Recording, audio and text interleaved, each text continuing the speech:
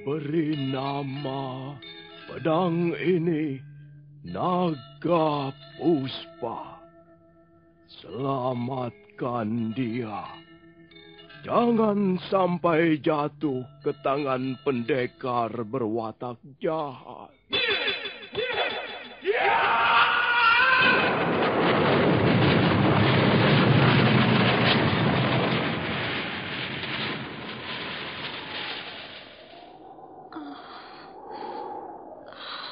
Kakang Kamandanu, kau masih juga tidak percaya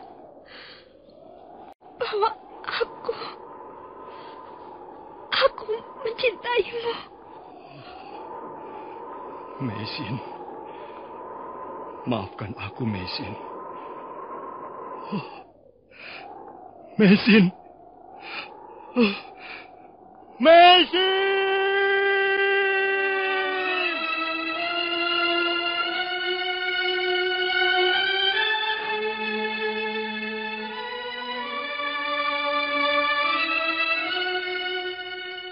Tutur Tinula.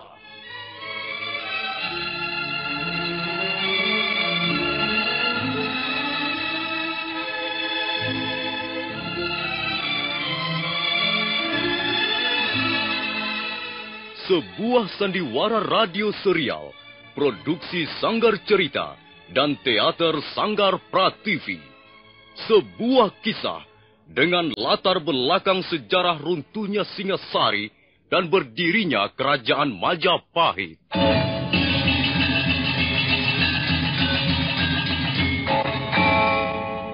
Sandiwara ini didukung oleh pemain-pemain radio yang sudah ternama. Ferry Fadli, Ivone Rose, dan Eli Ermawati.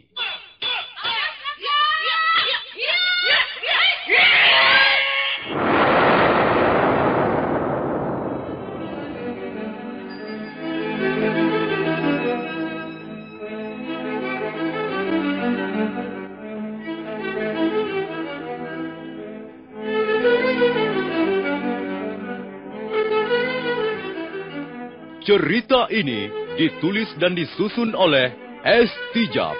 Teknik dan montase dikerjakan oleh Rudi Tinangon dan Joko SP. Sutradara Y. Rudi Wartono. Kali ini mengetengahkan episode ketiga dengan judul Daun-Daun Bersemi Lagi.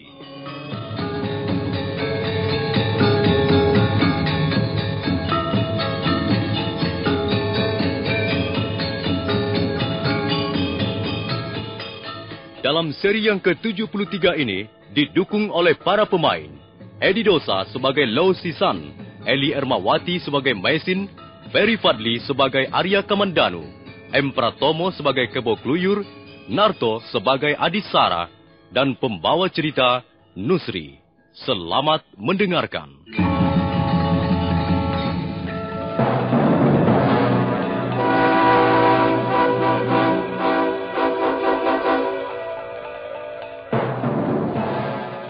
Kebo Kluyur dan Adisara terus melangkah ke arah Mesin. Setelah sepeminuman teh lamanya berjalan, mereka pun sampai di sebuah jalanan berbatu. Jalan itu menanjak dan kanan kirinya penuh ditumbuhi tanaman liar. Aku yakin sekarang kita bisa menangkap dua orang asing itu, Adisara. Menuju kemanakah jalan berbatu ini, Paman? Aku sendiri belum tahu. Tapi memang tempat ini sangat bagus untuk bersembunyi. Letaknya terlindung oleh gundukan bukit-bukit kecil. Pasti rombongan Tuan Empu Tong Bajil tidak akan pernah sampai kemari. Iya, mereka berpencar ke arah lain, Paman. Dengar, Adisara. Pendekar asing itu, menurut Tuan Tong Bajil, terluka parah di bagian lambungnya. Kalau sekarang ini kita sergap, pasti dia tak akan berkutik. Jadi, walaupun dia menggunakan pedang yang menyeramkan itu, kita pasti akan dapat membekuknya. Lagi, kesempatan baik ini harus kita gunakan. Hati-hati jalannya. Jangan sampai menimbulkan suara yang mencurigakan. Ayo.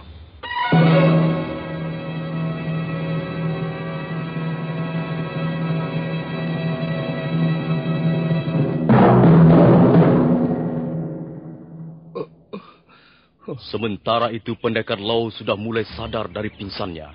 Dia mengeliat dan berusaha untuk duduk. Di mana Mesin? Mesin! Mesin! Aduh, lambungku seperti terbakar.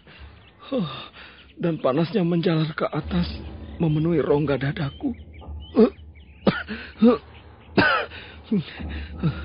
Apakah aku masih bisa disembuhkan? Rasa-rasanya lukaku terlalu parah. Pukulan orang cebol itu sungguh dahsyat. Aku mendengar ada suara langkah menuju kemari. Mesin! Kaukah itu, Mesin? Suara itu berhenti. Jangan-jangan bukan suara langkah istriku. Pendekar Lau baru saja menghentikan pikirannya tentang langkah-langkah mencurigakan itu, ketika mendadak Kebo Kluyur dan Adisara melompat ke depan gua.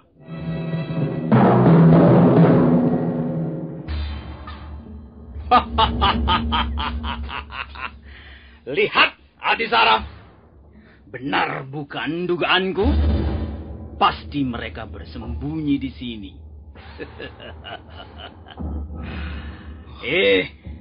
Apa kabar pendekar asing?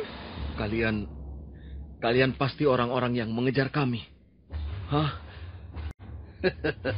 Iya, benar. Dan sekarang kamilah yang akan menangkapmu. Apa yang akan kulakukan? Apakah aku bisa mengadakan perlawanan kalau mereka nanti menyerang? Paman Kebo Kluyur. Iya. Agaknya lukanya itu benar-benar parah, Paman. Itu lebih bagus. Kita tidak perlu susah payah untuk membekuknya, bukan? Tubuhku merasa lemah sekali. Dan rasa sakit di lambungku semakin menyengat. Rasanya aku tidak akan mampu lagi untuk bertempur melawan mereka. Orang asing. Kami tahu lukamu itu cukup parah. Karena itu, kami sarankan agar kau dengan sukarela menyerah. Kami tak akan membunuhmu. Bahkan kami tak akan menyakitimu. Menyerah? Apakah aku harus menyerah? Tidak. Aku akan melawan. Aku harus melawan apapun yang akan terjadi. Lihat, Paman. Dia masih mencoba untuk berdiri, Paman. Dia tak bisa berbuat apa-apa lagi. Hanya dengan kemampuan berdiri sempoyangan seperti itu, dia justru akan membuat lukanya semakin berat. Apa yang kalian inginkan dariku? Cepat katakan. Kalau kau ingin agar aku menyerah, maaf, aku tak bisa memenuhi keinginan kalian itu. Jadi kau yang sudah setengah mampus itu masih mau melawan? Gila! Pendekar asing ini benar-benar gila Adisara.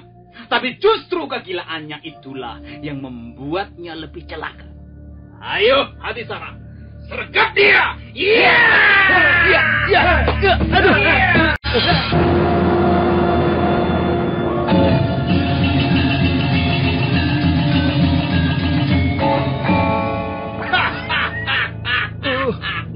Rupanya kau memilih mati di tangan kami, ya? Daripada menyerah dan kuserahkan pada pimpinan kami. Aku benar-benar sudah tak mampu berbuat apa-apa. Rasa sakit ini makin menyengat dan sangat mengganggu gerakanku. Tapi aku tak sudi menyerah begitu saja. Baiklah, aku harus nekat.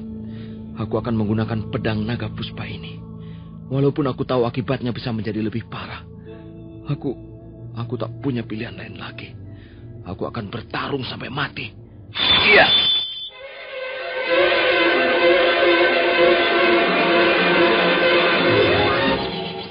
Awas, Paman. Dia masih berusaha melawan dengan pedangnya itu. Awas! Kurang ajar. Pendekar bandel. Dia pikir kita akan takut menghadapi senjatanya itu, ha? Ayo, Adisara. Dia sudah sekarat. Dia sudah tak bisa berbuat banyak dengan senjatanya itu. Mari kita gempur bersama-sama. Yeah!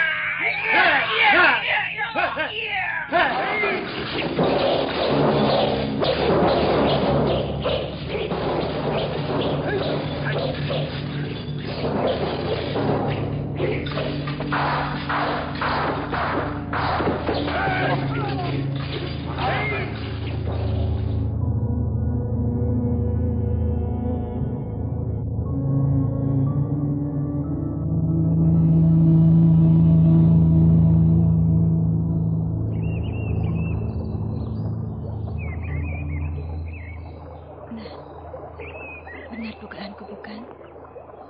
Ada sungai di sekitar tempat ini. Airnya bening sekali. Tapi, apakah di tepian sungai ini tumbuh daun-daunan yang kubutuhkan? Sebentar, aku harus mencarinya. Nah, ini ada daun yang pinggirannya bergerigi. Untung sekali aku dapat menemukan daun ini. Tapi masih ada 2 jenis daun lagi. Entahlah, apa di sini ada ataukah tidak? Maisin terus memetik daun-daunan di sepanjang tepian sungai. Tapi ketika dia bermaksud memetik daun jenis lain yang bentuknya panjang-panjang seperti pita seorang gadis remaja, dia merasa kesulitan karena tangkai daun itu menjorok ke arah sungai. Bagaimana caranya mengambil daun-daunan itu? Justru daun seperti pita itulah yang jumlahnya cukup banyak. Daun itu harus ditumbuk. Airnya diperas untuk campuran air rebusan 2 jenis daun yang ini. Bagaimana caranya ya? Pada saat itulah Maisin terkejut karena mendadak dia melihat seorang laki-laki berpakaian lusuh. Laki-laki itu masih cukup muda. Tubuhnya agak kurus, tapi nampak perkasa. Dia berdiri bersandar di sebuah batang pohon, dan pandangannya menatap ke arah pusaran air yang deras di permukaan sungai di bawahnya. Bergegas Maisin menghampiri laki-laki tak dikenal itu.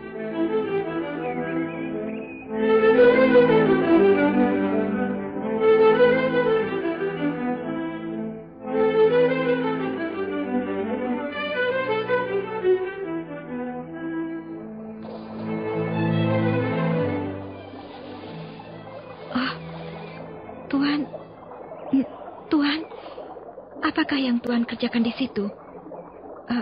Bolehkah saya mengganggu sebentar? Tuan, saya membutuhkan daun yang panjang-panjang di tepi sungai itu, yang bunganya berwarna ungu terong itu. Dapatkah Tuan menolong saya mengambilkannya?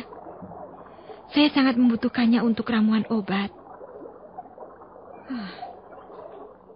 Dia diam saja, tak menjawab.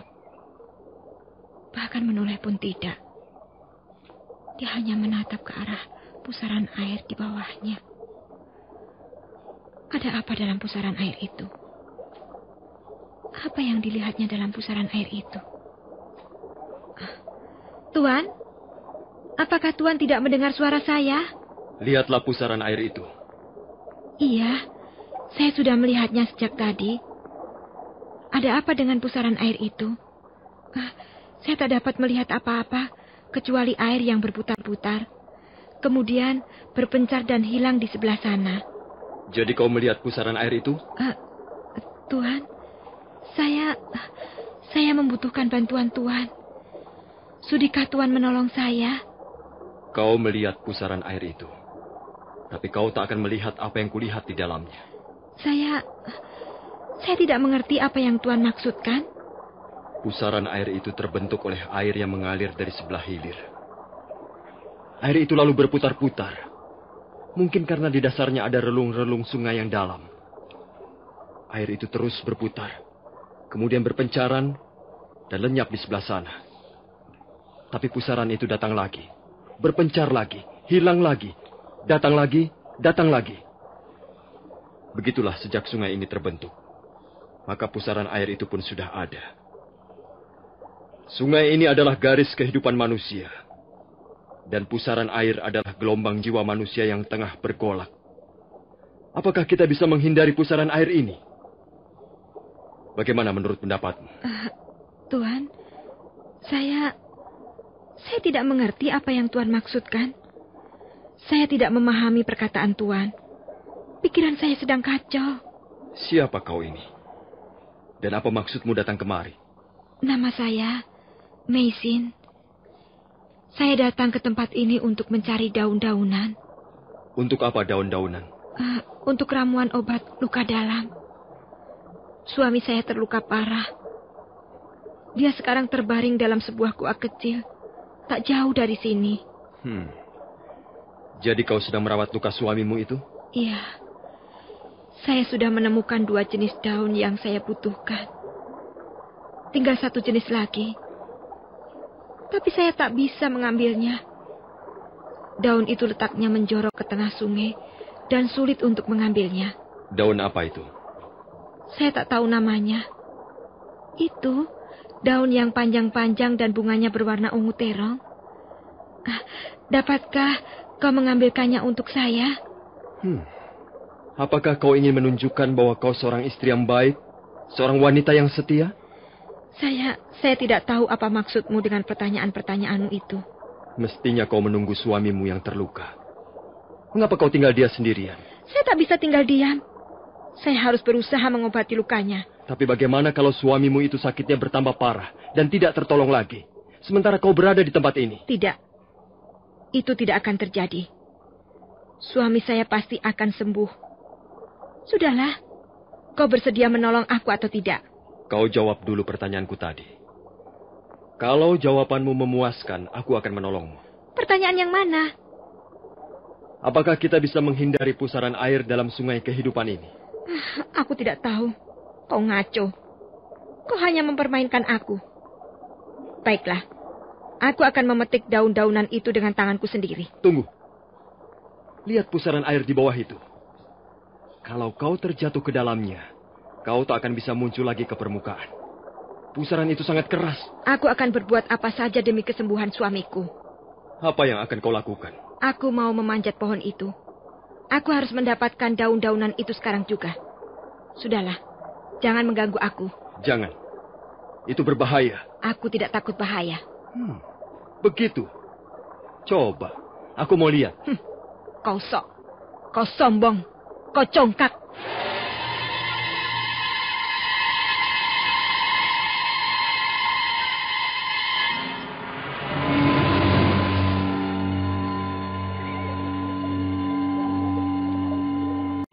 Maisin segera melompat dan berlari ke arah pohon yang dimaksudkan.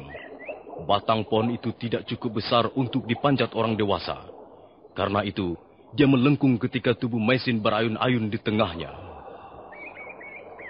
Wanita itu bersedia mengorbankan nyawanya sendiri demi menyembuhkan sakit suaminya. Apakah itu yang dinamakan cinta sejati yang diberikan seorang wanita pada laki-laki? Wanita itu nekat sekali. Batang pohon itu bisa patah dan dia pasti akan tercebur ke dalam pusaran air di bawah. Nah, apa kataku? Pohon itu pasti akan patah. Hiat!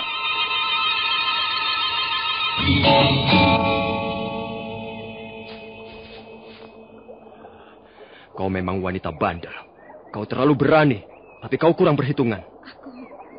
Aku harus menyelamatkan nyawa suamiku. Kau jangan menghalang-halangi aku.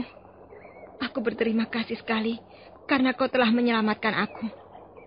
Tapi kumohon sekali lagi, kau jangan melarang aku. Kamu apa lagi?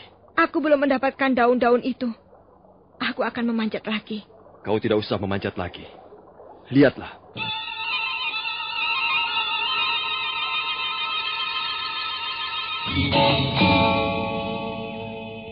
Maisin terkejut begitu melihat tangan laki-laki itu sudah penuh pucuk-pucuk daun yang dimaksudkan. Rasa herannya masih belum habis melihat kecepatan gerak laki-laki itu ketika menyambar tubuhnya hingga tidak terjatuh ke dalam pusaran air. Dan sekarang dia menjadi lebih heran karena rupanya sambil menyambar tubuhnya, laki-laki kurus itu masih sempat menjambret beberapa tangkai daun yang dimaksudkan. Orang ini tentu memiliki kemampuan ilmu yang tinggi. Mudah-mudahan saja dia bukan berasal dari kelompok Emputong Bajil. Ini, ambillah. Apakah masih kurang? Tidak, Tuhan. Cukup. Ini sudah cukup banyak. Bagaimana saya harus berterima kasih pada Tuhan? Dengan menjawab pertanyaanku tadi. Apakah manusia bisa menghindari pusaran air dalam sungai kehidupan ini? Apakah Tuhan sudah mempunyai jawabannya sendiri? Aku ingin mendengar pendapatmu. Menurut pendapat saya, pertanyaan Tuhan itu terlalu mengada-ada. Maksudmu? Mengapa Tuhan mempersoalkan pusaran air? Bukankah itu ada dan nyata? Iya, benar. Saya sependapat. Dalam sungai kehidupan yang abadi ini, banyak terdapat pusaran, jeram, arus, batu-batuan, riak air, relung sungai yang dalam. Tapi untuk apa kita memikirkan soal itu? Semua itu sudah ada sebelum kita dilahirkan. Setelah kita dilahirkan, dan setelah kita semua ini lenyap kembali ke dalam dunia yang menjadi asal-usul kita. Nah, mengapa kita harus memikirkan apa yang tak patut kita pikirkan? Bukankah itu akan membuat kita susah sendiri? Ya, barangkali jalan pikiran saya ini sangat sederhana. Saya hanya meyakini satu hal. Ialah setiap kesulitan pasti ada jalan keluarnya. Saya hanya membutuhkan semangat untuk berusaha, untuk bekerja, untuk berbuat sesuatu yang bermanfaat. Itu saja. Bagaimana? Tuan puas mendengar jawaban saya ini? Oh, iya. Jawabanmu membuka lembaran buku pengertian baru dalam kehidupanku. Terima kasih. Sekarang saya harus segera kembali. Terima kasih atas pertolongan Tuan. Silakan. Mudah-mudahan usahamu berhasil. Hei, mengapa kau masih berdiri di situ? Apakah Tuan tak ingin melihat suami saya? Baiklah. Kau berangkat dulu. Aku juga mempunyai sedikit pengetahuan tentang ramuan obat-obatan. Aku akan mencari daun-daunan dan akar pohon. Siapa tahu suamimu dapat disembuhkan dengan ramuan obat buatanku. Terima kasih. Ternyata Tuan adalah seorang yang baik hati. Berangkatlah dulu. Nanti aku akan menyusul.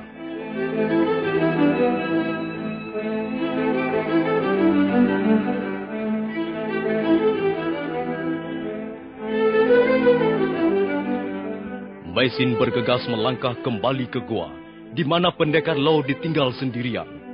Sementara itu di tanah yang sedikit lapang di depan gua, pendekar Lau tengah bertarung mati-matian melawan Kebok Luyur dan Adisara.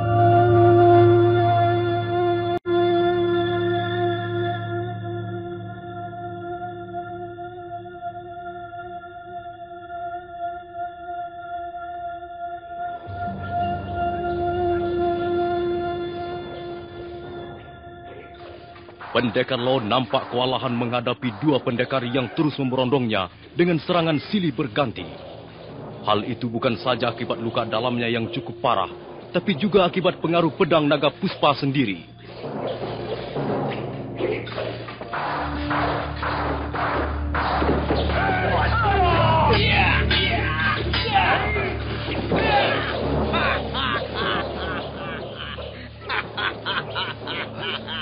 Adisara, lihat! Dia sudah semakin parah. Lihat, gerakannya sudah semakin lambat, seperti babi kekenyangan. Pengaruh pedangnya semakin kuat. Getarannya menyedot habis sisa-sisa tenagaku. Dia sudah sekarat, Paman. Iya, dia pasti binasa di tangan kita. Ayo, kita gempur sekali lagi. Dia pasti mampus.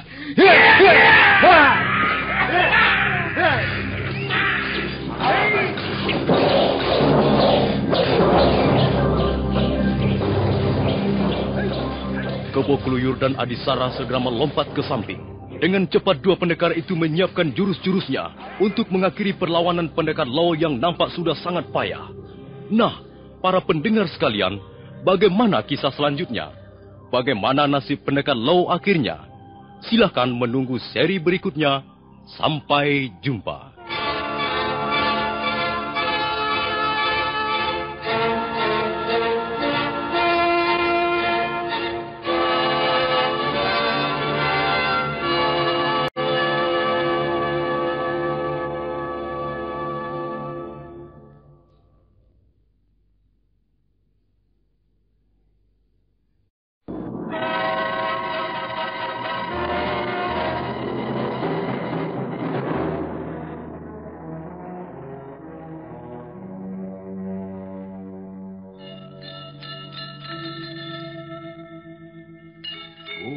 Beri nama pedang ini Naga Puspa. Selamatkan dia. Jangan sampai jatuh ke tangan pendekar berwatak jahat.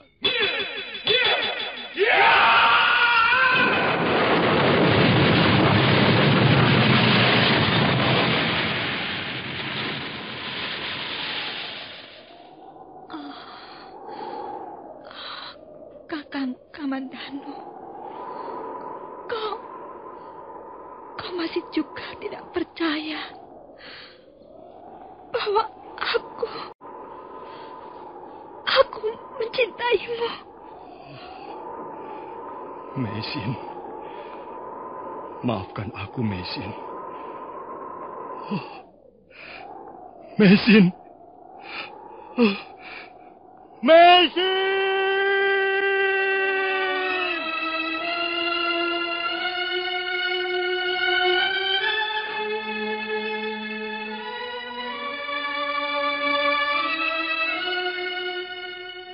Tutur Tinula.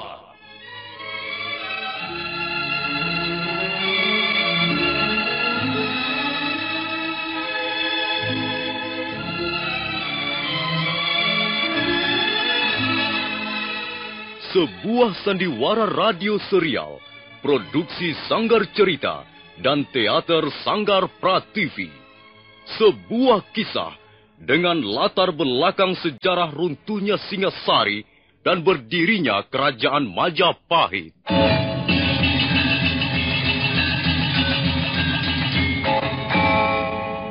Sandiwara ini didukung oleh pemain-pemain radio yang sudah ternama. Ferry Fadli, Yvonne Rose, dan Eli Ermawati.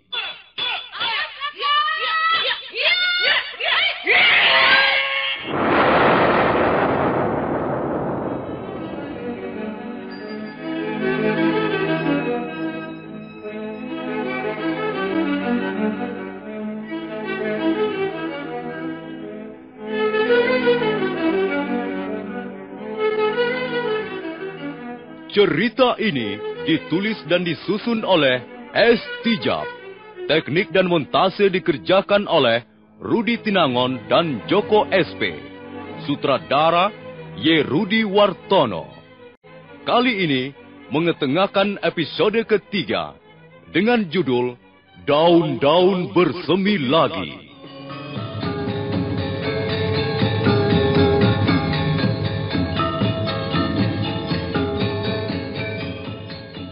Dalam seri yang ke-74 ini didukung oleh para pemain. Edi Dosa sebagai Lau Sisan, Eli Ermawati sebagai Meisin, Mario Kulon sebagai Ranlumbu, Lukman Tambose sebagai Empu Tong Bajil, Margaret sebagai Dewi Sambi, Empratomo sebagai Kebo Kluyur, Narto sebagai Adisara, Ferry Fadli sebagai Arya Kamandanu, dan pembawa cerita Nusri. Selamat mendengarkan. Kebo Kluyur dan Adisara melompat ke samping hampir bersamaan. Kebo Kluyur segera menyiapkan serangan baru dengan senjata kala rantai, sementara Adisara mulai membuka jurus setan rebutan Sacen. Sementara itu, pendekar Lau masih berdiri dengan sempoyongan karena pengaruh pedang naga puspa yang semakin kuat. Mari Paman Kebo Kluyur, orang ini sudah sekarat. Iya, 1 atau 2 kali gebrakan lagi, dia pasti akan terjungkal mampus, Adisara. Ayo, kita mulai.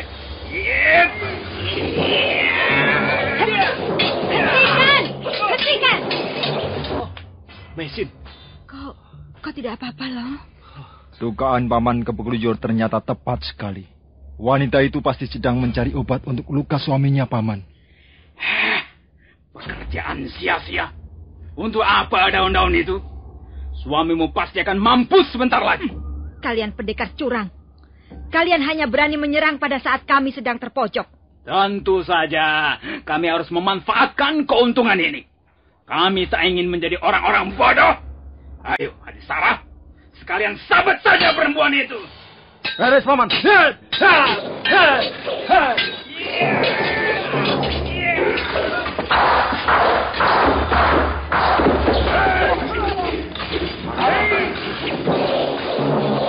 Kembali Kebok Luyur berusaha menekan dan merobohkan pendekar Lo dengan senjata kala rantainya. Sementara itu Adisara dengan jurus-jurus setan rebutan Sachen nampak berada di atas angin. Maisin hanya mampu bertahan melawan pendekar dari sila bunga ini. Belum sampai pertarungan berlangsung 10 jurus, tiba-tiba sebuah bayangan melayang dan hinggap ke tengah-tengah mereka. Pertarungan terhenti.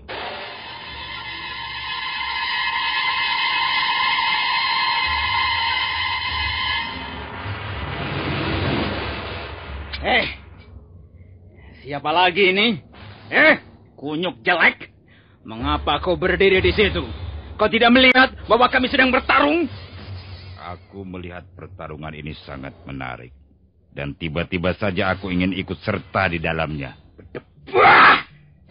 Kami bertarung di sini atas nama pemerintah Kediri. Bagus. Aku pun mempunyai alasan yang kuat. Mengapa tiba-tiba turun ke gelanggang pertarungan yang tidak adil ini? Katakan pertarungan ini tidak adil, iya? Iya. Kalian berdua telah menyerang seorang pendekar yang terluka. Apakah itu adil? Mereka itu pelarian. Mereka harus ditangkap dan diserahkan pada yang berwajib. Ini bukan soal keadilan. Kami adalah pengemban tugas. Dan mereka adalah manusia buron yang harus segera dibekuk. Kalian seharusnya punya malu barang sedikit. Menyerang pendekar yang terluka adalah perbuatan yang sangat tercela. Sudah! Jangan banyak mulut kamu. Kalau kau masih juga berdiri di situ, kau pun akan kami bekuk. Kalau begitu, aku akan bertarung membela pendekar yang terluka ini. Atas nama keadilan. Ayo, Adisara! Iya!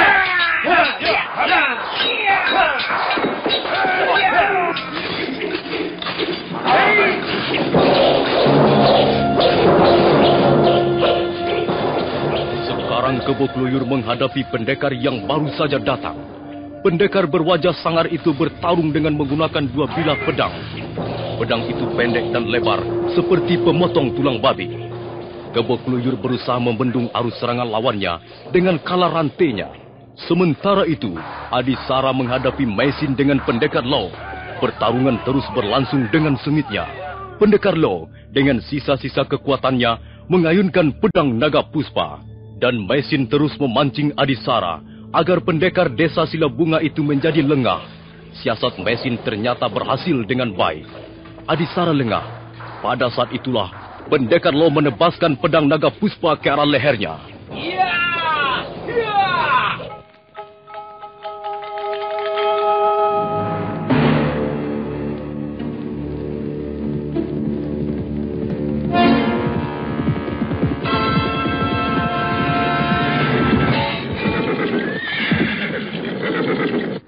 Apa yang terjadi, Kebok Luyur?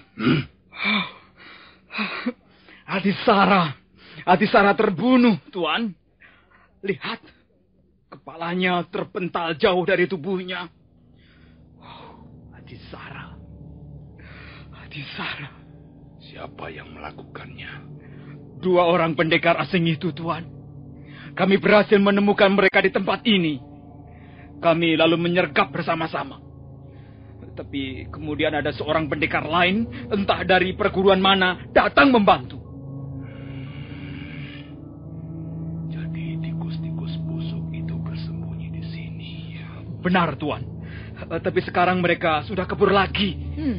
Sudah lama mereka kabur, Kebok Luyur? Belum terlalu lama, Tuanku Dewi. Kalau begitu, kita masih bisa mengejar mereka, Kakang Bajil. Iya, tentu saja. Kebok Luyur. Iya, Tuan. Bawalah kuda-kuda ini ke rumahku di Jasun Unggal. Kami akan mengejar mereka dengan jalan kaki. Dengan begitu kami bisa lebih teliti memeriksa keadaan di sekitar. Dan kita bisa menyusup kemana-mana. Iya, baik, Tuan. Ayo, Baik, Sambi. Mumpung mereka belum terlalu lama. Aku yakin mereka masih berada tak jauh dari tempat ini.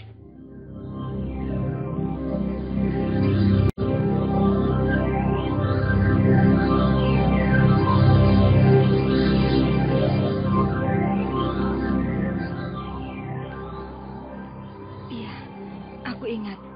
Kalau tidak salah, Tuan bernama Ralumbu, bukan? Dan bukankah kita pernah bertemu di tepi hutan tarik? Iya, Benar. Saya memang Ralumbu. Saya pendekar berasal dari Gunung Lamongan yang gagal mengikuti pertandingan di Candi Surabada. Untung Tuan segera datang membantu kami. Ya, saya kebetulan saja lewat daerah itu. Semenjak meninggalkan hutan Tarik dulu, saya tidak bermaksud kembali ke Gunung Lamongan. Saya hanya berjalan sesuka hati. Terakhir kali saya singgah di Jasun Wungkal. Kasihan suamimu itu. Rupanya lukanya cukup parah. Dia terluka dalam oleh pukulan Empu Tong Bajil. Tak salah lagi. Pasti Aji Segara Geni. Ilmu orang cebol itu memang sudah terkenal sejak dulu. Dia memang pendekar hebat, pilih tanding. Tapi sayang, wataknya buruk dan seringkali tidak satria.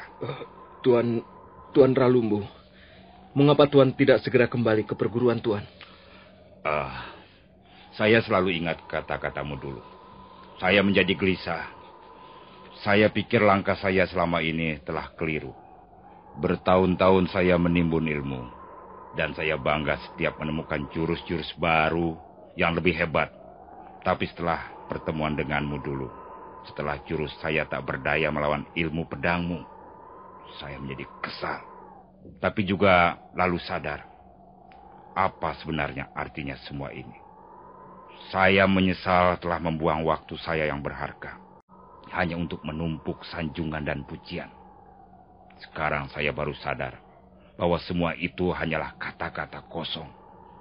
Sanjungan dan pujian hanya berumur pendek. Karena itu, saya ingin mengisi hidup saya dengan hal-hal yang lebih bermanfaat. Iya, Tuan benar sekali. Saya pun berpendapat begitu. Hidup ini akan segera menjadi tawar jika kita tidak mampu menemukan langkah yang tepat dan meyakinkan. Kita dibekali banyak kunci. Tapi kunci mana yang paling cocok untuk membuka pintu hati kita sendiri, sehingga kita mampu melihat dunia orang lain. Itulah yang kita cari. Ya. Sekarang saya baru menyadari sepenuhnya. Saya sudah menghabiskan separuh lebih dari umur saya untuk memikirkan diri sendiri. Iya. Sekarang saya ingin mengisi sisa hidup saya dengan berbuat kebajikan kepada sesama. Kau muntah lagi, Long. Sudah lebih dari 10 kali dia mengeluarkan darah segar dari mulutnya, Tuan. Lebih baik biarkan dia berbaring. Ya. Saya tidak tahu apakah tempat ini cukup aman atau tidak. Kau berbaring saja, Long, supaya perutmu tidak terasa mual. Nah, begitu. Letakkan kepalamu di atas pangkuanku.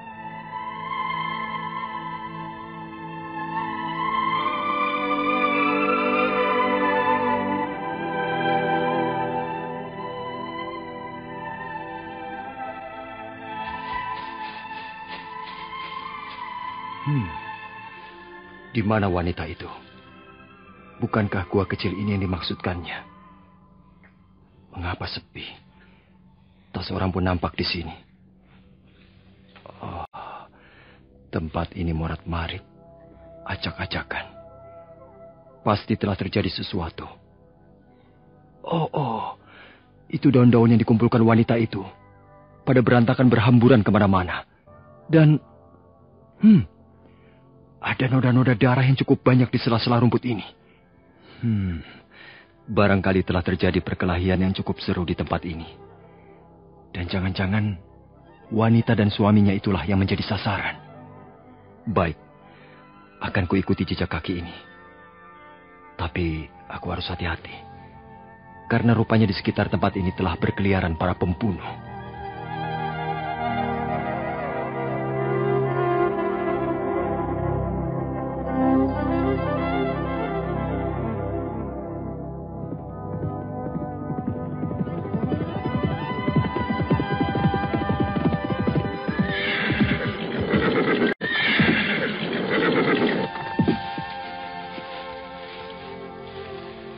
Kemana kita akan terus mengejar, Kakang Bajil?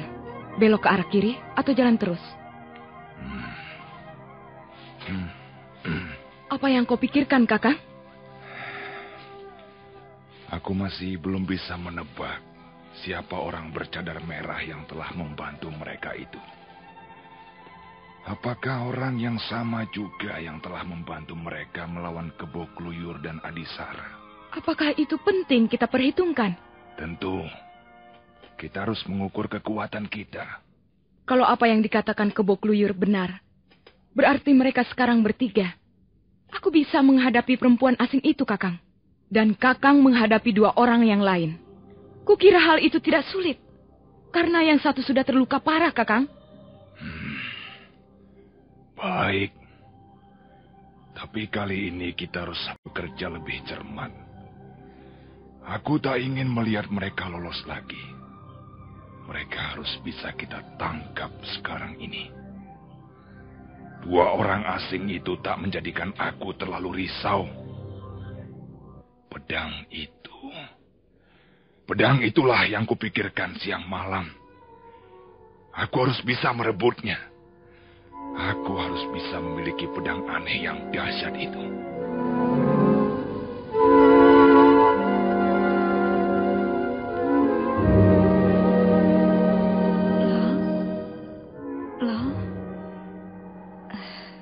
Dia tertidur. Ya, biarkan saja dia tidur. Itu akan lebih baik untuk menjaga kesehatannya.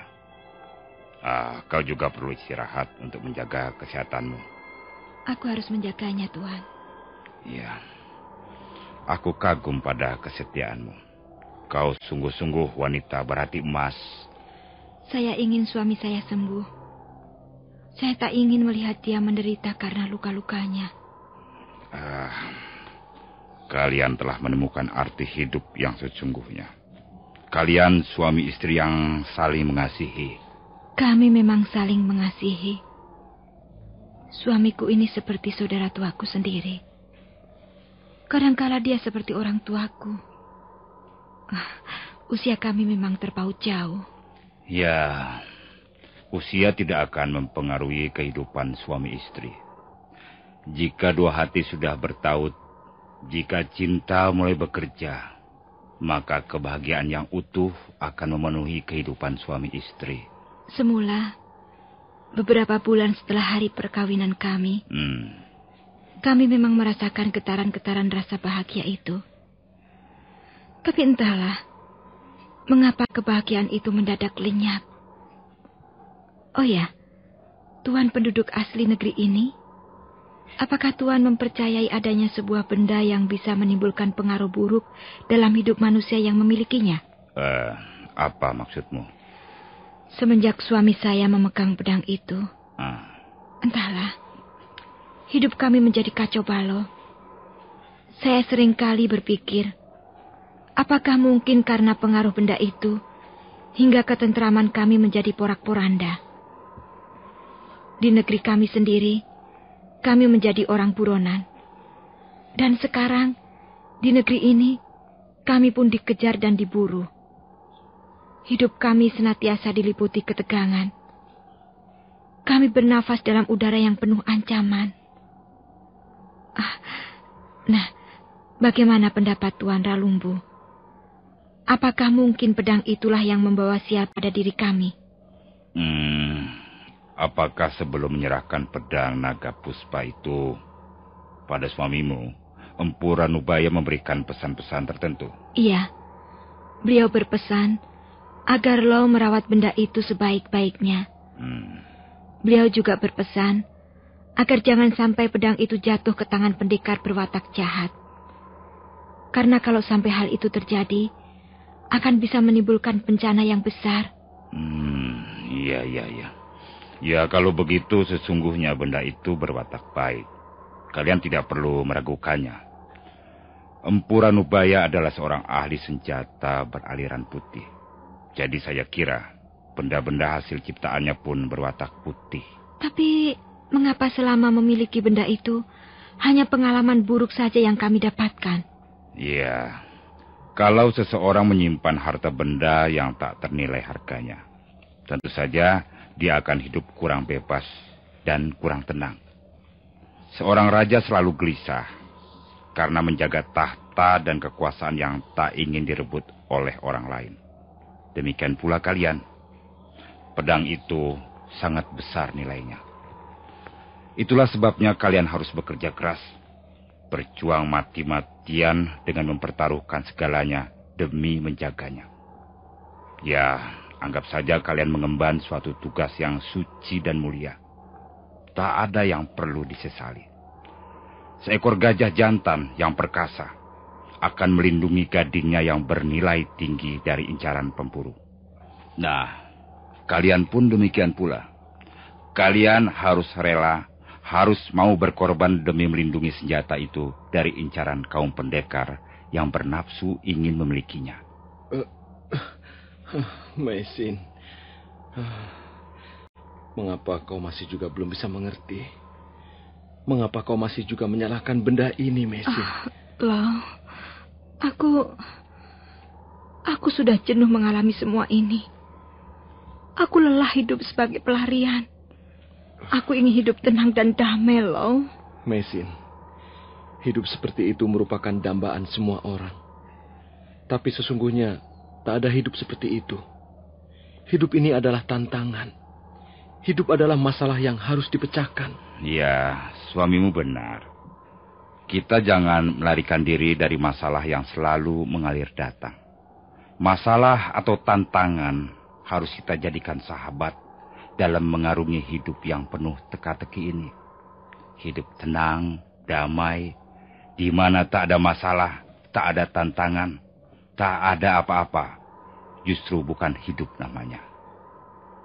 Iya, saya juga sudah mengerti.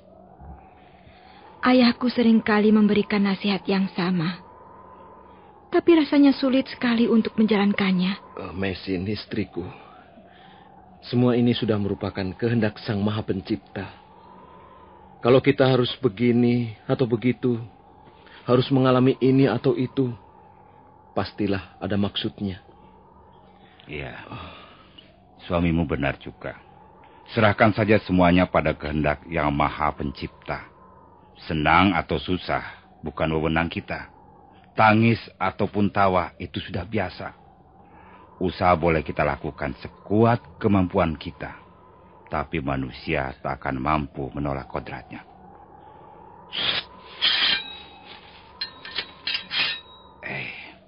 Aku mendengar gemersik rumput terinjak kaki-kaki manusia.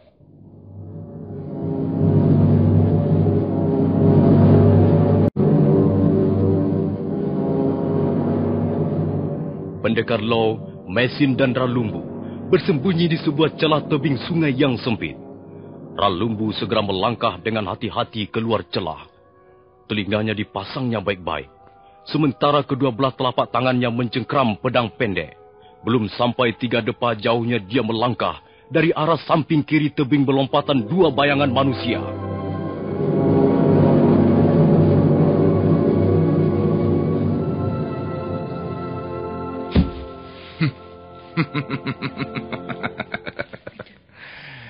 Kiranya kalian bersembunyi di sini. Kalian seperti kutu busuk yang berlari-larian karena telah mencuri darah manusia. Kalau tidak salah, aku sedang berhadapan dengan 2 orang pendekar yang ternama saat ini. Apa kabar Empu Tong Bajil? Dan kau bertambah cantik saja, Dewi Sambi. Lihat, Kakang. Bukankah dia ini Ralumbu? Iya. 2 buah pedang pendek seperti itu. Milik siapa lagi kalau bukan milik pendekar dari Gunung Lamongan? Apa urusanmu di tempat ini, Ralumbu? Iya, aku hanya berjalan-jalan saja. Dan kebetulan aku bertemu dengan 2 orang sahabatku. Ralumbu, kami tidak mempunyai urusan denganmu. Urusan kami adalah dengan 2 orang pelarian itu. Kuharap kau mengerti apa yang kumaksudkan.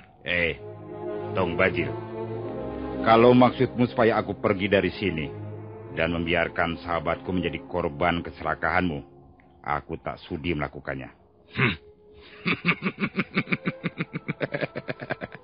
Kalau begitu, kau sudah membuat gara-gara.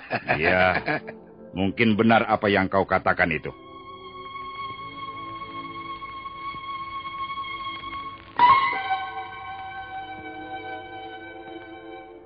Merah padam wajah Empu Tong Bajil mendengar suara tantangan Ralumbu. Matanya mendelik dan napasnya menjadi engos-engosan. Nah, para pendengar sekalian, bagaimana kejadian selanjutnya? Apakah mereka akan bertarung dan bagaimana akhirnya nasib pendekar Lau serta istrinya? Silakan menunggu seri berikut. Sampai jumpa.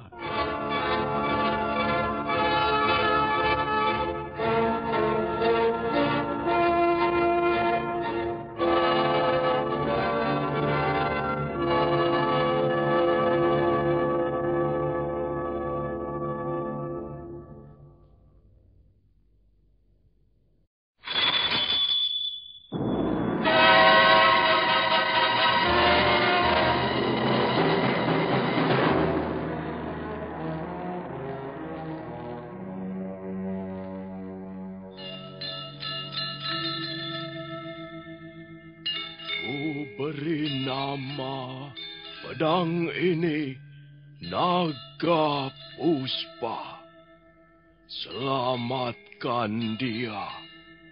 Jangan sampai jatuh ke tangan pendekar berwatak jahat.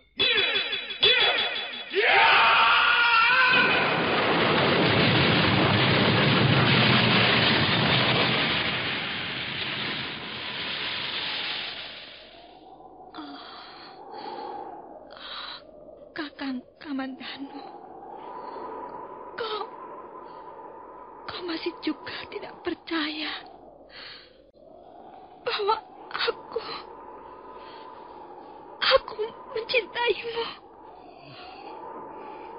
Mesin, maafkan aku, Mesin. Mesin. Mesin!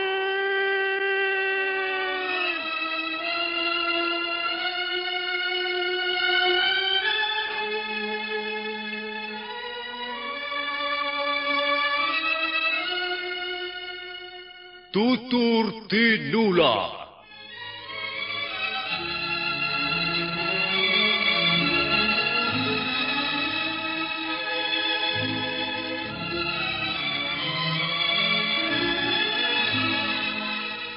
Sebuah sandiwara radio serial, produksi Sanggar Cerita dan Teater Sanggar Prativi. Sebuah kisah dengan latar belakang sejarah runtuhnya Singasari dan berdirinya Kerajaan Majapahit.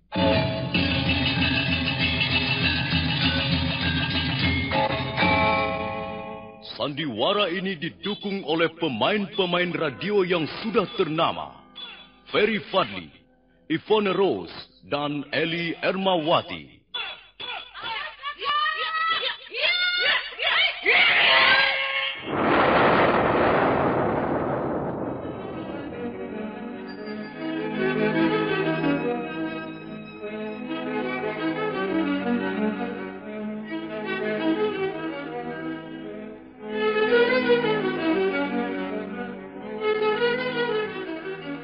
Cerita ini ditulis dan disusun oleh S. Tijab.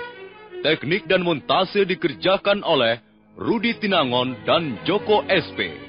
Sutradara Y. Rudi Wartono. Kali ini mengetengahkan episode ketiga dengan judul Daun-Daun Bersemi Lagi.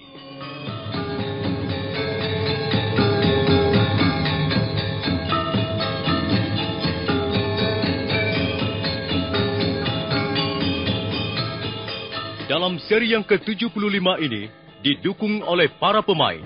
Edi Dosa sebagai Lau Sisan, Eli Ermawati sebagai Mesin, Ferry Fadli sebagai Arya Kamandanu, Lukman Tambose sebagai Empu Tong Bajil, Margaret sebagai Dewi Sambi, Mario Kulon sebagai Ralumbu, dan pembawa cerita Nusri. Selamat mendengarkan.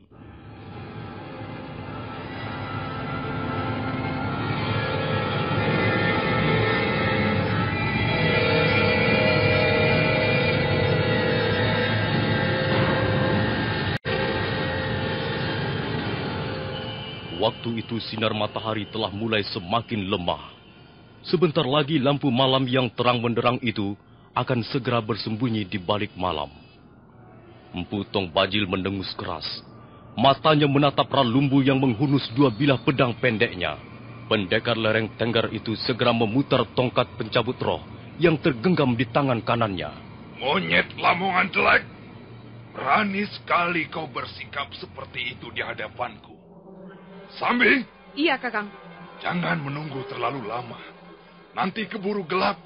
Ayo, siap aji tapak wisamu. Biar orang Lamongan ini menjadi bagianku, Kakang. Kakang Bajil mengurusi kedua orang asing itu. Hei! Hei! Hei!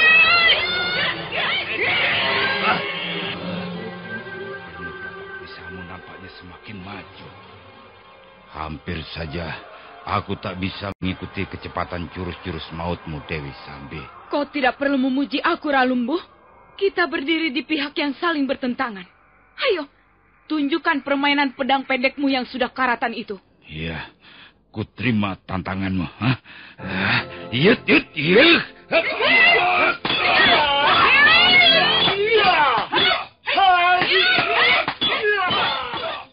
Dewi Sambi memburu Ralumbu dengan jurus-jurus tapak wisanya yang ganas dan mematikan. Sementara Lumbu berusaha menahan dengan dua bilah pedang pendeknya. Di senja hari yang mulai turun perlahan itu, terjadilah pertarungan sengit. Pendekar Lo merasa kewalahan, membendung ayunan tongkat pencabut roh milik Empu Tong Bajil. Sementara Maisin mencoba menyerang sambil berusaha melindungi suaminya. Suatu ketika Ralumbu kecele karena Dewi Sambi cepat berkelit menghindari gempuran yang bertubi-tubi. Empu Tong Bajil melihat kesempatan baik itu, maka dia memutar langkahnya dan berbalik menyerang Ralumbu. Ralumbu tergagap sebentar untuk kemudian. Mampus kau!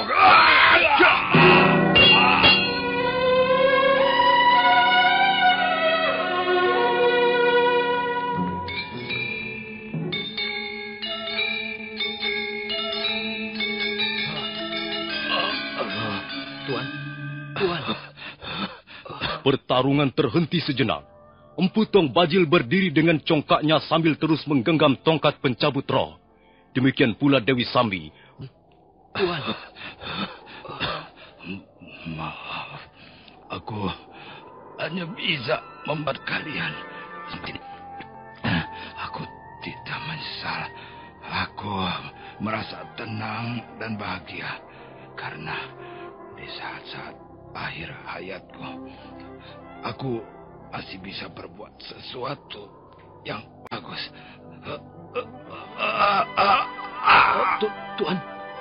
Tuan Ralumbu.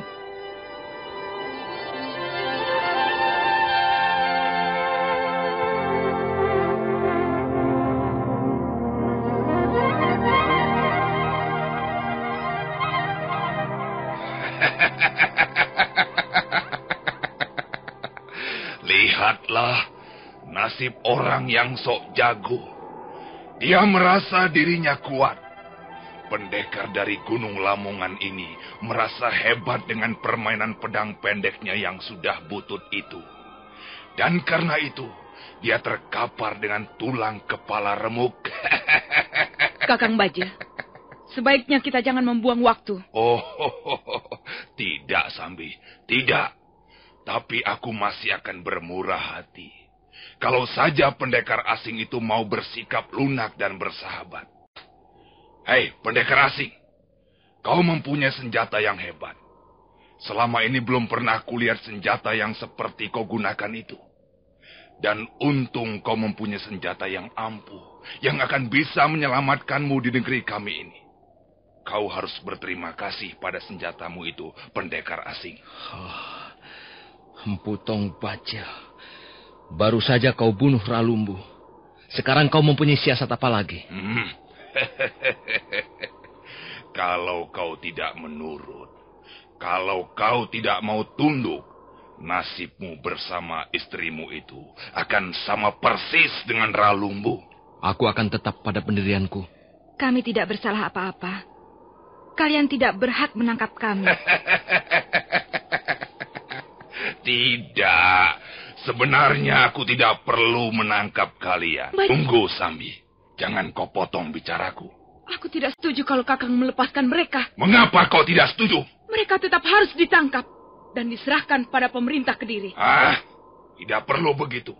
Itu perintah dari Tuan Kebo Mundarang. Aku tidak peduli dengan Kebo Mundarang. Aku tidak peduli, tidak ambil pusing dengan pemerintah Kediri. Biar bumi ini cemblong dan langit itu runtuh, aku harus menjalankan rencanaku. Aku harus mendapatkan apa yang kuinginkan, Sambi. Sambi, jangan kau meracau di depanku. Kau adalah adik seperguruanku, tapi kau sudah tahu watakku, bukan? Iya, saya tahu. Nah, lebih baik kau diam. Dengan begitu Dewi Sambi akan nampak cantik di mata Tong Bajil. Nah, pendekar asing, apakah nasibmu akan celaka atau mujur, itu tergantung dirimu sendiri. Kaulah yang memutuskan sendiri. Kau pasti mempunyai maksud-maksud tertentu. Ya, benar. Aku akan membebaskanmu. Dan selanjutnya, kau bisa hidup tenang dengan istrimu di negeri ini. Kau bebas. Kau merdeka dan boleh melakukan apa saja.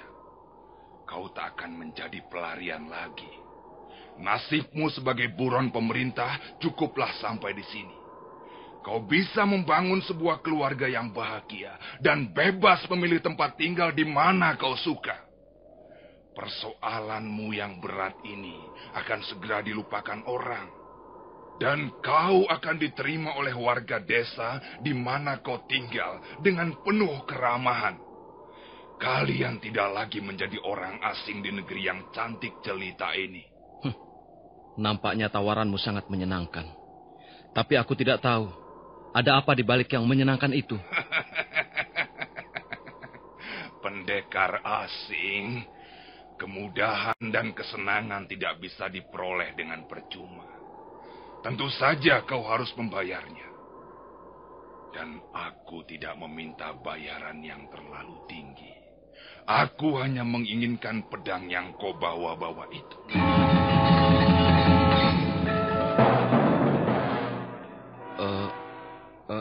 Bagaimana? Bukankah tidak mahal bayaran yang kau minta?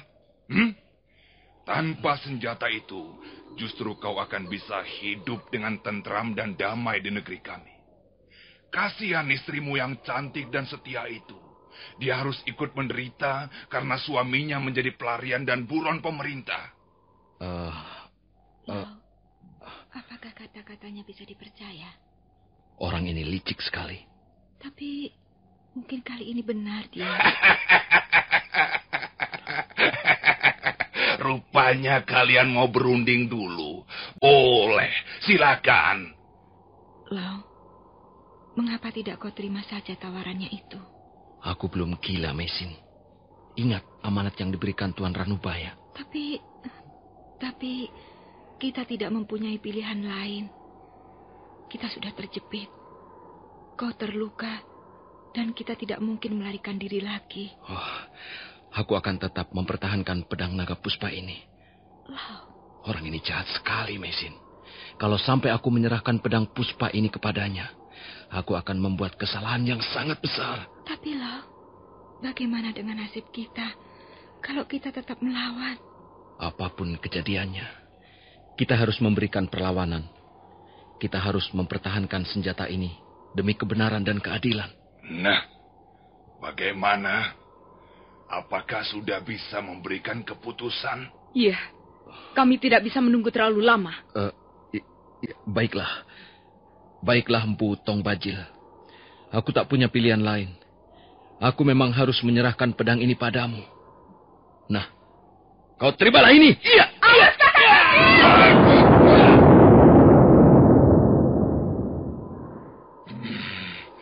Tikus busuk, kurang ajar. Sambi, ayo kita bunuh mereka. Tak perlu kita ampuni lagi. Tak perlu kita bersikap lunak lagi. Pendekar itu berbahaya sekali. Dia harus mampus. Ya!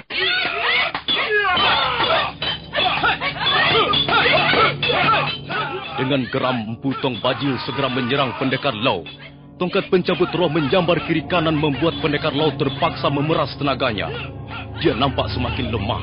Sambil bertarung, sekali waktu dia melompat untuk melindungi istrinya dari sergapan Aji Tapak Wisa. Hari telah hampir gelap. Cahaya mentari semakin pudar. Empu Tong Bajil mengerahkan kemampuan Aji Segara Geni untuk menyudahi perlawanan musuh-musuhnya. Pada saat itulah, dari balik rimbunan pohon-pohon melayang sebuah bayangan. Bayangan itu langsung mengentakkan kakinya ke dinding tebing dan berbalik menghantam punggung Empu Tong Bajil.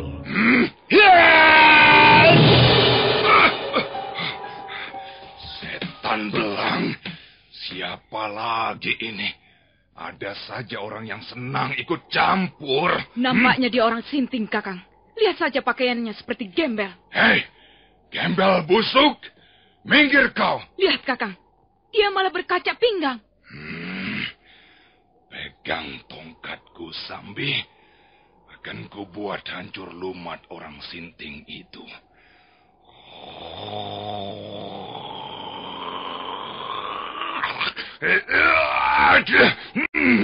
Kalau kau tidak juga mau pergi, jangan menyesal, gembel busuk.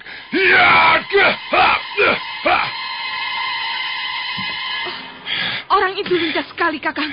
Dia melompat seperti ekor bajing. Ayo, gempur mereka. Nanti keburu gelap.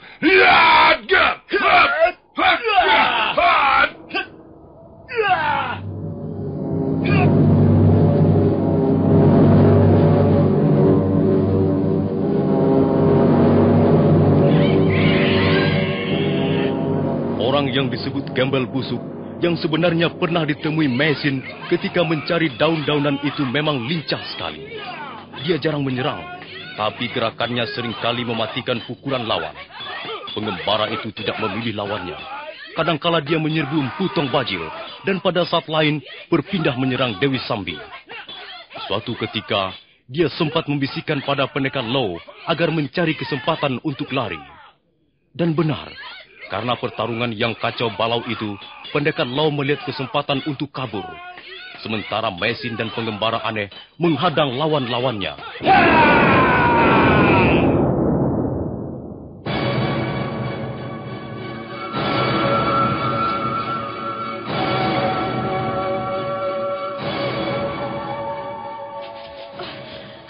Mereka semuanya kabur, Kakang. Setan alas. Gara-gara gembel busuk itu, rencanaku berantakan. Siapa gembel busuk itu, Kakang? Kau tidak mengenal jurus-jurusnya? Jurusnya aneh dan cepat sekali. Jelas, dia menggunakan aji seipi angin untuk menunjang kecepatan geraknya itu. Entah siapa orang itu. Kita telah gagal lagi, Kakang. Iya. Untuk sementara aku akan mengalah. Biar mereka bernapas barang 1 atau 2 hari lagi. Setelah itu, kita kejar lagi mereka. Aku akan minta pada Tuan Kebo Mundarang 200 prajurit untuk mengaduk-aduk Jasun Wungkal, Desa Lembah sampai Kedung Peluk. Masa iya mereka tidak bisa kita temukan?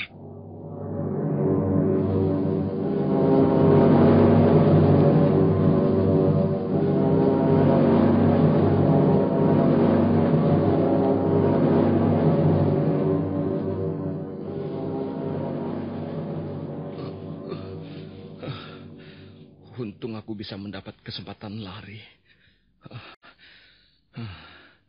Siapa orang yang disebut gembel busuk itu? Kemampuan ilmunya cukup tinggi. Gerakannya sangat cepat hingga membuat kacau balau jalannya pertarungan.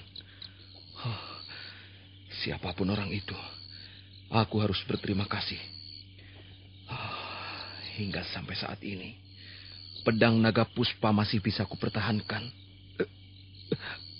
Aduh, lukaku sangat sakit, nyeri sekali. Seluruh tubuhku seperti ditusuk-tusuk pisau. Dan dadaku seperti terbakar.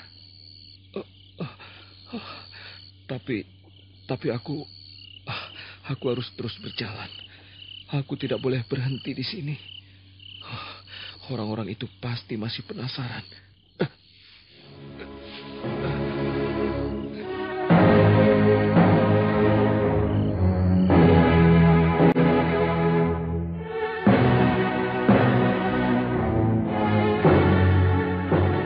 Pendekar Lau terus melangkah terseok-seok. Sekali waktu, dia berhenti karena batuk. Malam semakin gelap. Kini jalan setapak yang dilaluinya hampir tidak nampak. Kabut putih mulai turun dari lereng Gunung Arjuno. Kabut itu terus bergerak ke bawah bagaikan sesuatu yang bernyawa. Pendekar Lau menggigil kedinginan ketika kabut itu menyelimuti tubuhnya.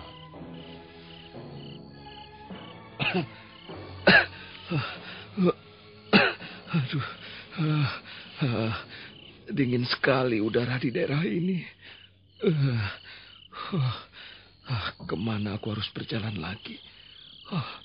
Tak kulihat apa-apa kecuali kabut putih yang tebal bersusun-susun. Apa yang harus kulakukan?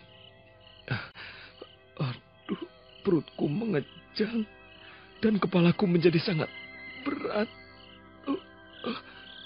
Baiklah, aku akan berhenti sebentar. Aku harus menunggu kabut ini pergi. Baru bisa melanjutkan perjalanan.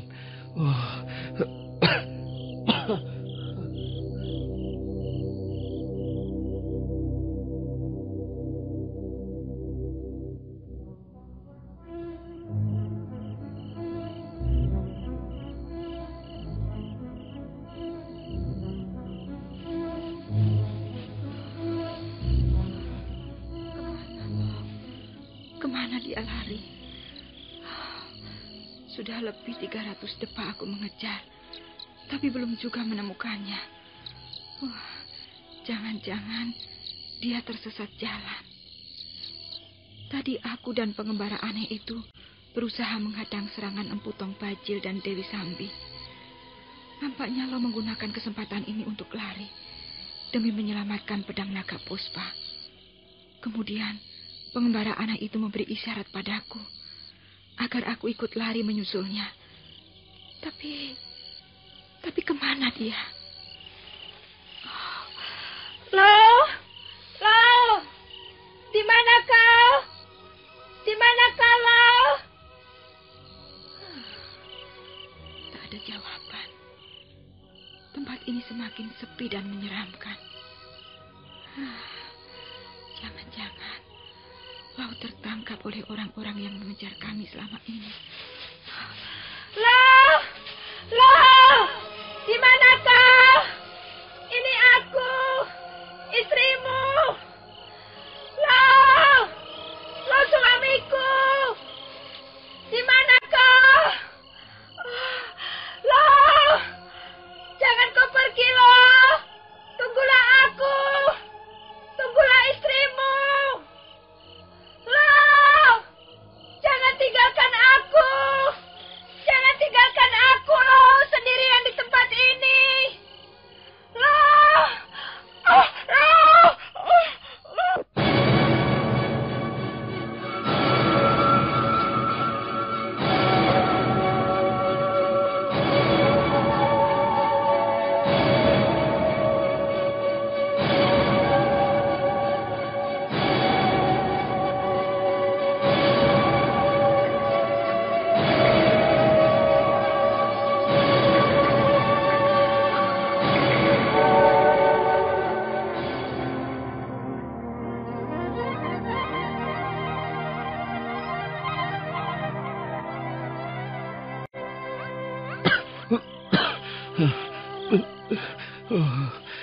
Kabut ini tidak mau pergi juga.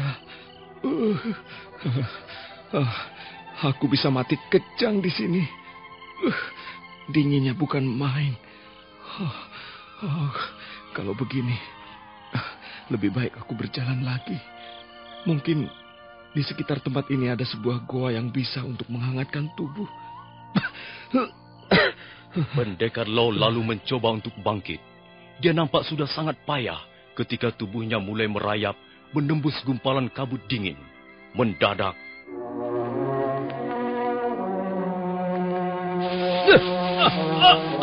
Tolong!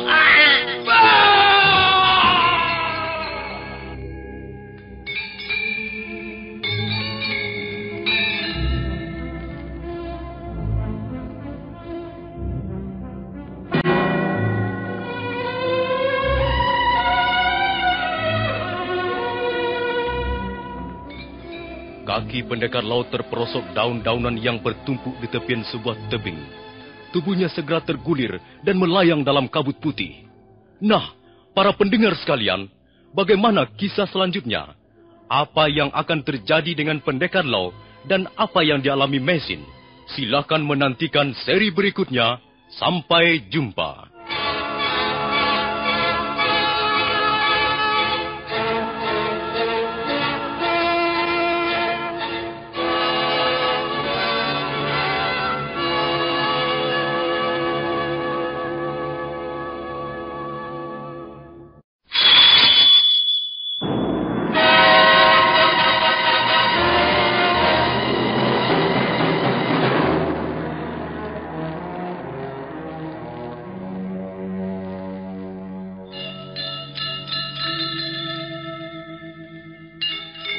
Beri nama pedang ini Naga Puspa. Selamatkan dia. Jangan sampai jatuh ke tangan pendekar berwatak jahat.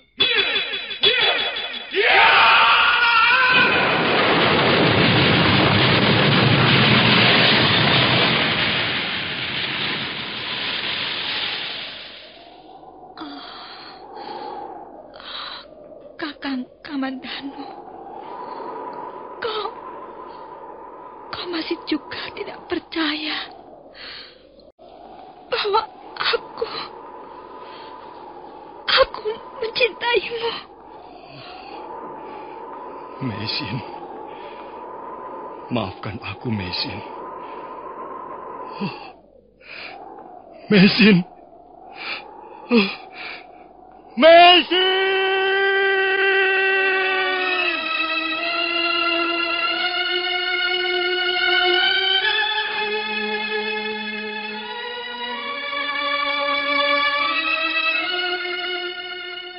Tutur Tinular.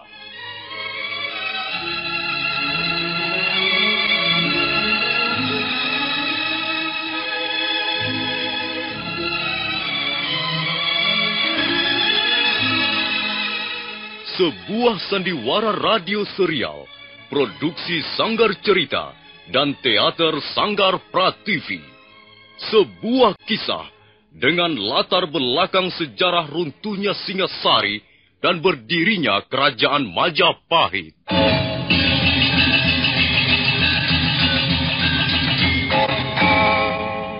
Sandiwara ini didukung oleh pemain-pemain radio yang sudah ternama. Ferry Fadli, Ivone Rose, dan Eli Ermawati.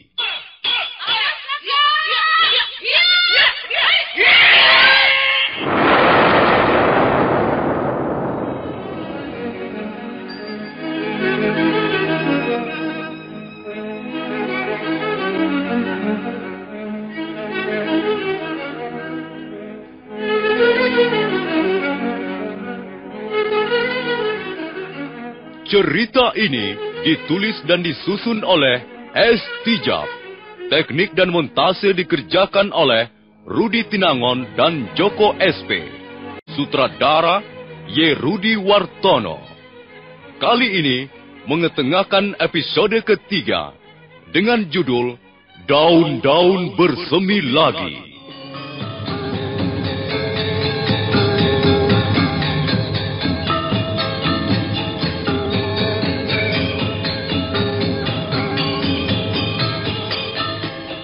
Dalam seri yang ke-76 ini didukung oleh para pemain. Ferry Fadli sebagai Arya Kamandanu, Edi Dosa sebagai Lau Sisan, Eli Ermawati sebagai Mesin, dan pembawa cerita Nusri. Selamat mendengarkan.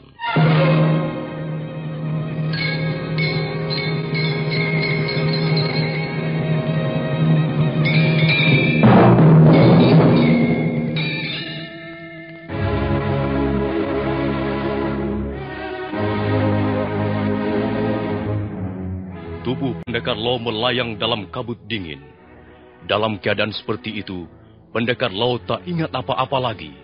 Untuk sesaat, dia lupa segalanya. Lupa istrinya, lupa pedang naga puspa yang terlempar dari sarungnya, dan menancap di sebuah batu padas, lupa pada persoalan dan ketegangan yang selama ini menghimpitnya.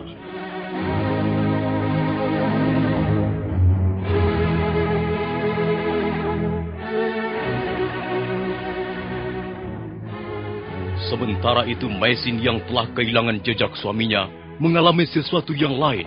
Dia terus meronta-ronta karena mulutnya dibekap dari belakang oleh seseorang.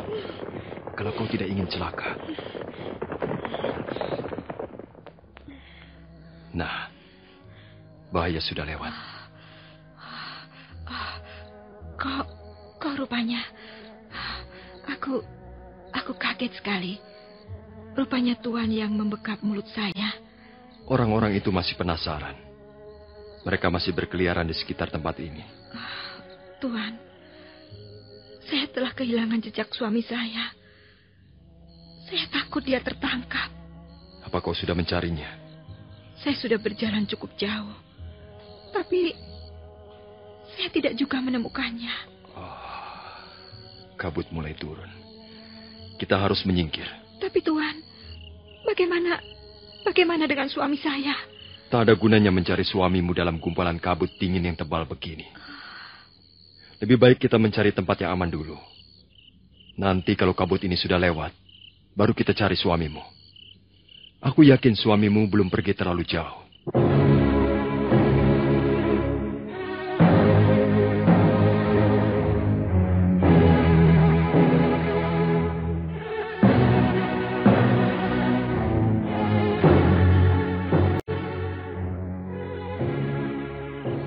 Apa yang kau pikirkan? Saya memikirkan suami saya. Saya mencemaskan keselamatan suami saya. Kita tunggu sebentar lagi. Biar kabut ini lewat. Tidak. Saya akan mencarinya sekarang. Jangan. Berbahaya. Dan tidak ada gunanya. Usahamu akan sia-sia. Tapi saya tak bisa tinggal di sini. Sementara suami saya tak ketahuan nasibnya. Saya percaya kau wanita yang baik. Yang setia pada suami. Tapi janganlah berlaku bodoh. Bersabarlah barang sedikit. Kau tidak paham daerah ini. Kau bisa mendapat bahaya setiap saat. Jangan main-main dengan lereng Gunung Arjuno. Alam di sini masih liar dan buas. Loh, aku menyesal telah membiarkanmu kabur sendirian, loh. Apa yang terjadi atas dirimu, loh?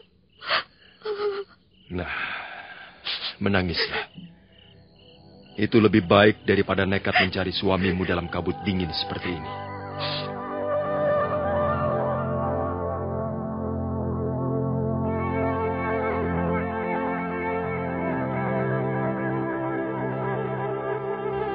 Maisin terisak sedih, memikirkan nasib suaminya yang tak tentu rimbanya.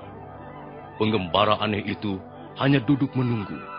Sementara itu kabut dingin makin lama makin menipis. Pohon-pohon mulai nampak dan bintang-bintang di langit pun bermunculan satu persatu.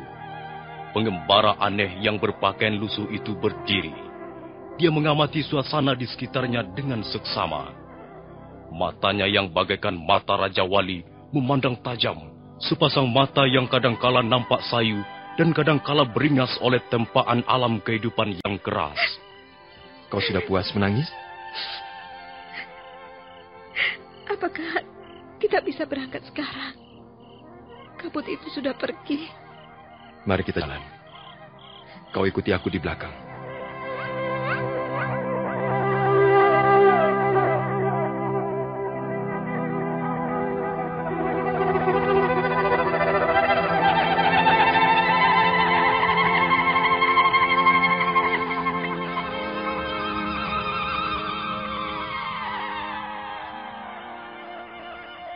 Tuan, mengapa kita sebentar-sebentar berhenti?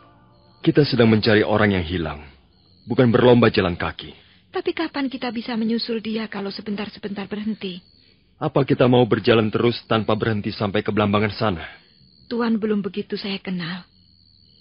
Maaf saja, saya belum bisa mempercayai Tuan sepenuhnya. Kau boleh mengira aku manusia jahat. Kau boleh tidak percaya maksud baikku. Tapi dengar baik-baik. Kalau kau ingin menemukan kembali suamimu, Kau harus menuruti petunjukku. Aku sudah kenal alam di sekitar daerah ini. Baiklah. Saya memang terpaksa percaya. Sekarang bagaimana? Apa kita akan tinggal diam di sini sampai pagi nanti? Aku mencium bau amis darah. Nah, lihat. Di sela-sela rumput ini ada darah yang mengering. Darah kehitam-hitaman. Pasti suamimu melewati tempat ini. Oh iya, darah itu dikerubuti semut merah. Ayo, kita jalan lagi. Baik, Tuan. Jangan ke situ, ke sini.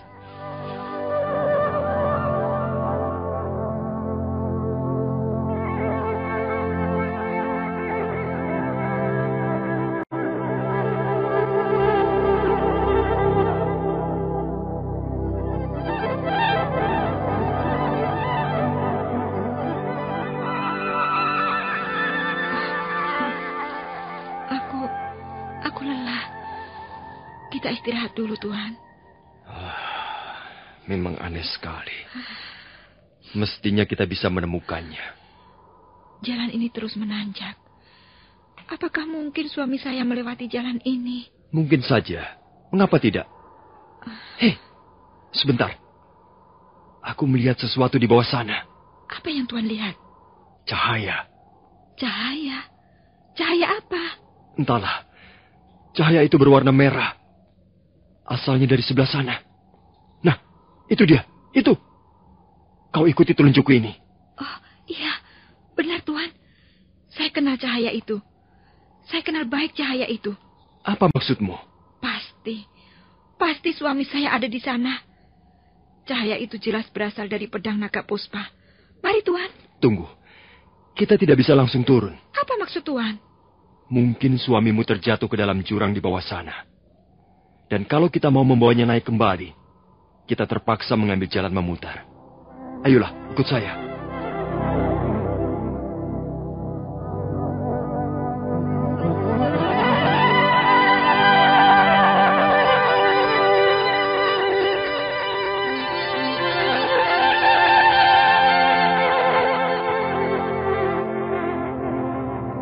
Mereka lalu mengambil jalan memutar.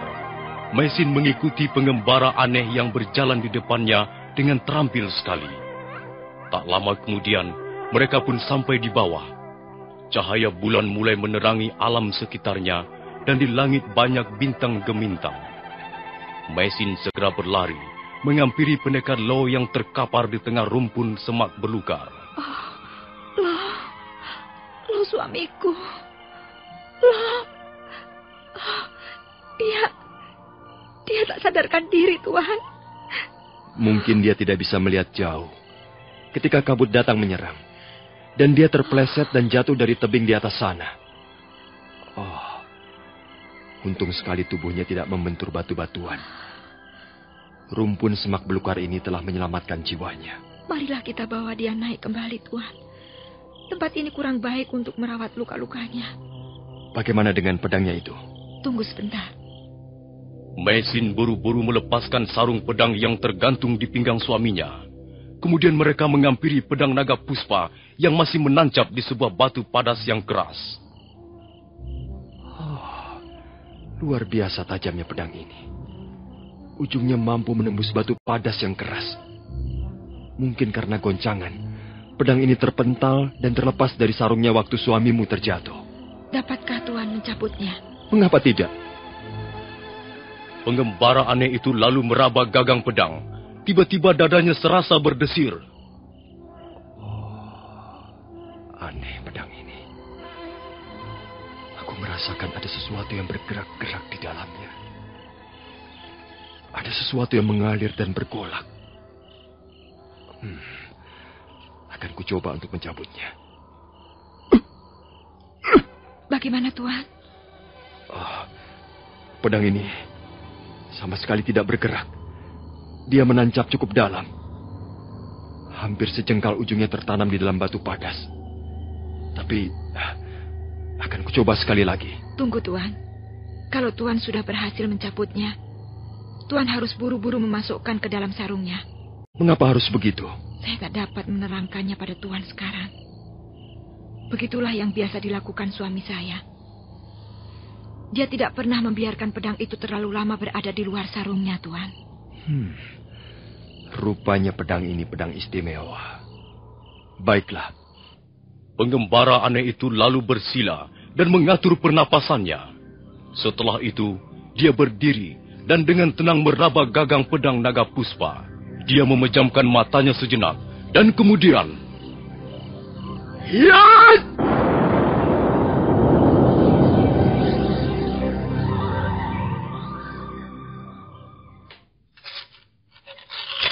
Nah, kau bawa pedang ini. Dan aku akan menggendong suamimu naik ke atas tebing sana. Oh, terima kasih, Tuan. Apakah Tuan tahu tempat yang aman untuk persembunyian? Tak jauh dari sini, ada sebuah tempat bekas pemujaan Batara Siwa. Bangunan itu sudah usang dan kotor. Tapi kita bisa membersihkannya. Dan rasanya tempat itulah yang paling aman. Karena terlindung sebuah bukit batu dan sebuah rawa. Kalau begitu, marilah kita ke sana, Tuan. Biarlah aku berjalan di depan. Jalan-jalan di sekitar tempat ini sangat berbahaya. Ada banyak lubang-lubang sumur yang mengandung uap racun.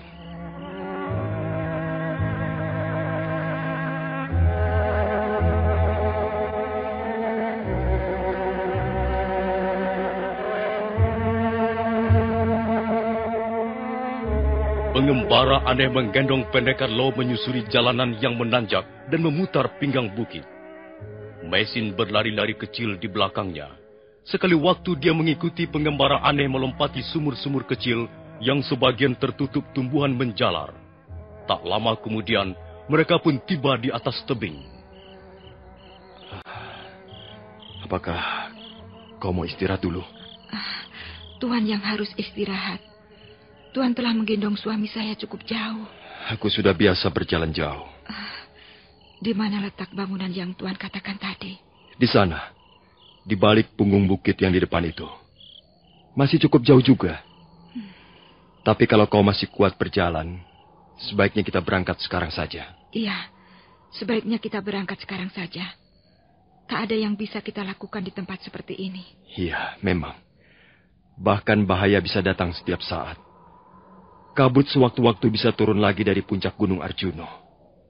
Baiklah, kita pergi sekarang saja. Di bangunan itu, walaupun sudah usang dan rusak, tapi cukup hangat untuk istirahat. Suamimu bisa berbaring dengan enak di sana. Marilah, Tuan. Saya akan ikut Tuan dari belakang.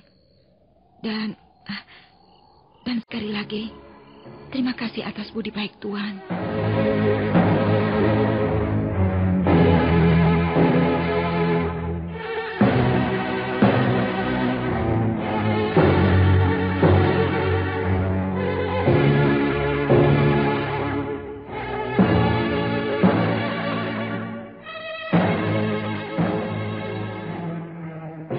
Akhirnya mereka tiba di bangunan bekas pemujaan Batara Siwa yang dimaksudkan pengembara aneh. Pendekar Lo yang masih belum sadar dibaringkan di atas batu pipil setelah sebelumnya Mesin memberinya alas daun-daunan kering yang lebar. Malam itu Mesin hampir tidak tidur. Dia duduk sambil terus menggenggam tangan suaminya. Sekali waktu, kepalanya turun karena rasa kantuk, tapi kemudian terangkat lagi. Wanita itu nampaknya ingin tetap terjaga. Luar biasa wanita ini. Begitu mulia dan penuh kesetiaan. Belum pernah kulihat seorang istri seperti ini. Rasa bakti dan kasihnya pada suaminya. Isi hatinya hanya dipenuhi rasa cinta pada suaminya. Kukira hampir semua laki-laki mendambakan seorang istri seperti wanita ini.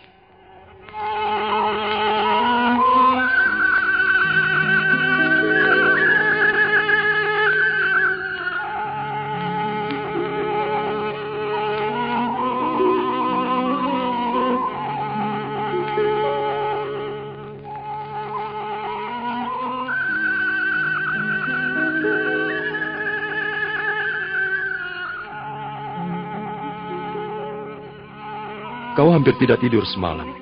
Saya tidak bisa tidur. Kau juga harus menjaga kesehatanmu. Kalau tidak, kau bisa sakit. Bukankah lebih repot kalau dua-duanya sakit? Kalau kau ikut sakit, kau tidak bisa merawat suamimu dengan baik. Dia sudah sadar, Tuan. Lau. Mesin. Ini aku, Lau. Aku di sampingmu. Di mana aku sekarang ini? Kau tidak perlu khawatir. Tempat ini cukup aman. Tuan bisa istirahat dan istri Tuan akan merawat Tuan dengan baik. Siapa Tuan ini? Dia telah menyelamatkanmu, Lau. Dia telah menggendongmu dari lembah di bawah sana ketika kau terjatuh. Oh, iya. Aku ingat. Aku diserang kabut dingin yang tebal sekali. Aku terperosok dan tubuhku mendadak melayang ke bawah. Aku lalu tidak ingat apa-apa lagi. Oh, terima kasih Tuan. Tuan telah menyelamatkan nyawa saya. Lupakan saja soal itu. Penguasa alam semesta inilah yang telah menyelamatkan Tuan. Apakah Tuan bisa duduk? Sepertinya tubuhnya masih lemah sekali, Tuan. Kalau hanya duduk, rasanya masih bisa. Kalau bisa, cobalah duduk barang sebentar. Saya akan memeriksa bagian dada, punggung, dan lambung Tuan. Cobalah duduk, Lau. Mari ku bantu. Nah, tunggu sebentar.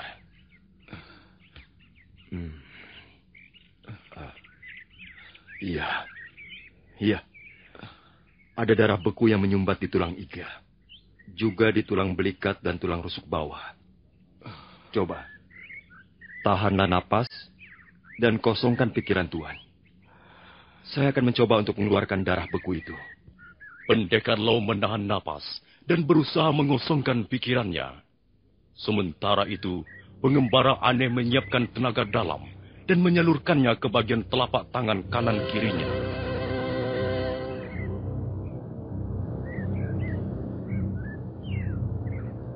Pengembara aneh itu nampak tegang. Urat-urat lehernya keluar semua dan wajahnya menjadi merah sekali. Kemudian...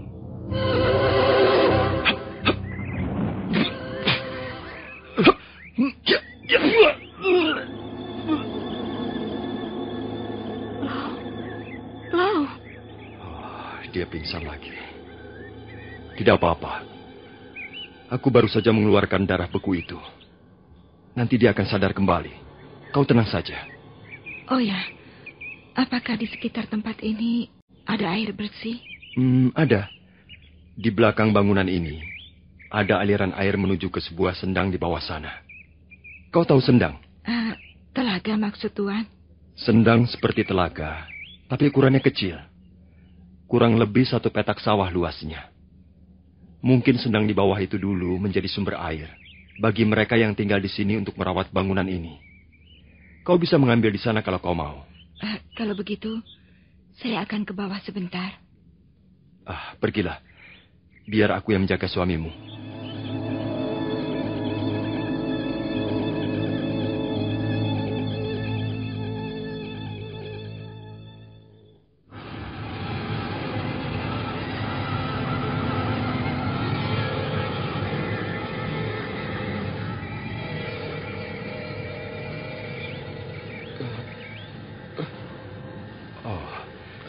Tuan sudah sadar lagi. Bagaimana rasanya sekarang? Ya, lumayan. Dadaku tidak terlalu sesak. Oh ya, di mana Mesin? Istri Tuan mencari air bersih di bawah. Udara pagi amat sejuk. Langit cerah bagaikan bentangan kain biru yang luas tanpa batas. Nah, para pendengar sekalian, bagaimana kisah selanjutnya? Apakah yang akan dialami oleh 3 orang insan yang tercampak di bangunan tua itu? Silakan menanti seri berikutnya dalam episode Daun-Daun Bersemi Lagi ini. Sampai jumpa.